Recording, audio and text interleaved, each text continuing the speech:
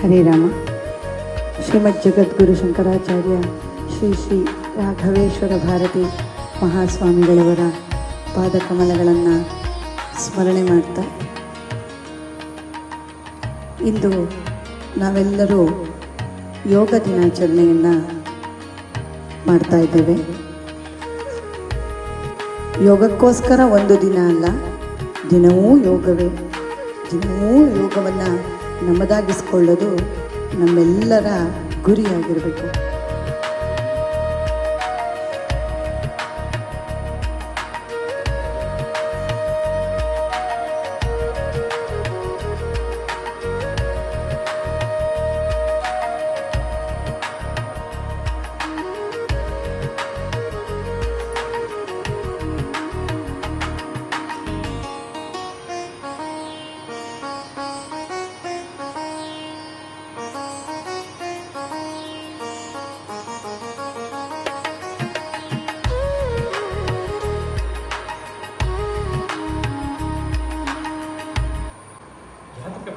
ಅಂತಂದ್ರೆ ನಿಜವಾದ ಯೋಗ ಅಂದ್ರೆ ಏನು ಅಂದ್ರೆ,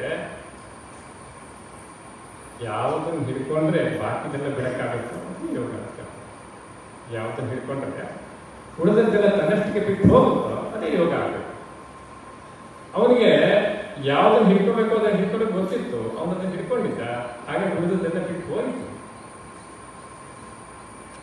ಮೇಲಿನ ಒಂದು ಆಧಾರ. ಬೆಳಿಗ್ಗೆ ಬ್ರಾಹ್ಮಿ ಮುಹೂರ್ತದಲ್ಲಿ ಎದ್ದು ನಮ್ಮನ್ನು ನಾವು ಅನುಸಂಧಾನ ಮಾಡಬೇಕು ಅಂತ. ಏನದು ನಮ್ಮನ್ನು ಅನುಸಂಧಾನ ಮಾಡೋದು ಅಂತಂದ್ರೆ ಅದು ಕೂಡ ಯೋಗದ ಪ್ರಕ್ರಿಯೆ. ಕಣ್ಣು ಮುಚ್ಚಿ ಭಗವಂತನನ್ನ ಧ್ಯಾನ ಮಾಡುವಂಥದ್ದು. ಬೆಳಗ್ಗೆ ಎದ್ದ ಕೂಡಲೇ ಒಂದು ಕ್ಷಣ ಭಗವಂತನನ್ನ ಸ್ಮರಿಸಿಕೊಂಡು ನಮ್ಮ ಜೀವನ ಆರಂಭ ಆಗಬೇಕು. ಅಂದ್ರೆ ಭಗವಂತನ ದಿನವೂ ಯೋಗವನ್ನಾಗಿ ಮಾಡಿಕೊಳ್ಳೋಣ, ಯೋಗವನ್ನು ಪಡ್ಕೊಳ್ಳೋಣ ಅಂತ ಹೇಳ್ತಾ, ಇಂದಿನ ಯೋಗ ದಿನಾಚರಣೆಯಲ್ಲಿ ಭಾಗವಹಿಸಿ ನಾವೆಲ್ಲ ಒಂದಷ್ಟು ಯೋಗಕ್ಕೆ ಸಂಬಂಧಪಟ್ಟಂತಹ ವಿಷಯಗಳನ್ನು ತಿಳ್ಕೊಂಡ್ವಿ. ಅದು ಕೂಡ ಒಂದು ಯೋಗವೇ. ಭಗವಂತನ ವಿಷಯ ತಿಳ್ಕೊಳ್ಳೋದು ಕೂಡ ಒಂದು ಯೋಗವೇ. ತಿಳ್ಕೊಂಡ ಮೇಲೆ ಅದನ್ನು ಕಾರ್ಯರೂಪಕ್ಕೆ ತಂದು ನಮ್ಮ ಜೀವನದಲ್ಲಿ ಅಳವಡಿಸ್ಕೊಳ್ಳೋದು ಕೂಡ ಒಂದು ಯೋಗವೇ.